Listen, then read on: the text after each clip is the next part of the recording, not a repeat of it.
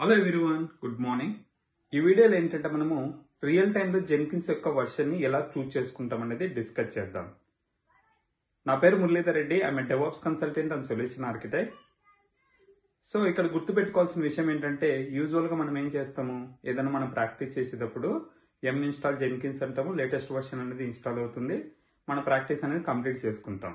కానీ రియాలిటీగా చూసుకున్నట్టయితే రియల్ టైంలో ఏంటంటే లేటెస్ట్ వర్షన్ ఎప్పుడు యూజ్ చేయం. ఎందుకు రీజన్ ఏంటంటే, ఎగ్జాంపుల్ నువ్వు ఒక ప్రాజెక్ట్లో వర్క్ చేస్తున్నప్పుడు ఆ ప్రాజెక్ట్లో మీకు జావా బేస్డ్ అప్లికేషన్ అయితే కనుక మనకు అక్కడ డిఫరెంట్ వర్షన్స్ ఉంటాయి. జావా 8 అని, 11 అని, 17 అని, 21 అని, ఇట్లా మనకు డిఫరెంట్ అప్లికేషన్స్ అనేవి ఉంటాయి.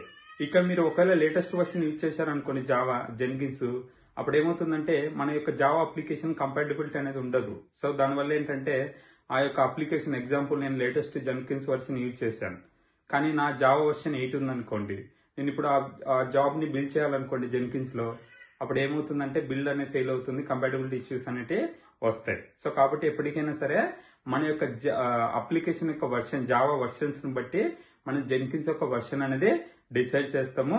ఇక్కడ గుర్తుపెట్టుకోండి, రియల్ టైంలో లేటెస్ట్ వర్షన్ ఎప్పటికీ యూజ్ చేయము.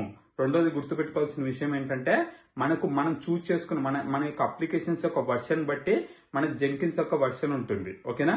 అలానే మీరు ఏంటంటే జెన్కిన్స్ లో అఫీషియల్ వెబ్సైట్ లో అక్కడ ఇస్తాడు, ఈ వర్షన్ కి ఈ జావా వర్షన్ సపోర్ట్ చేస్తుంది, ఈ వర్షన్ కి జావా వర్షన్ సపోర్ట్ చేస్తుంది.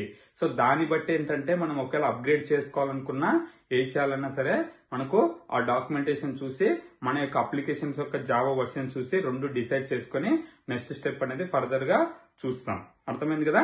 స్టిల్ మీకు ఏదైనా డౌట్స్ ఉంటే కనుక కామెంట్ బాక్స్ లో పెట్టండి. I will try to respond as soon as possible.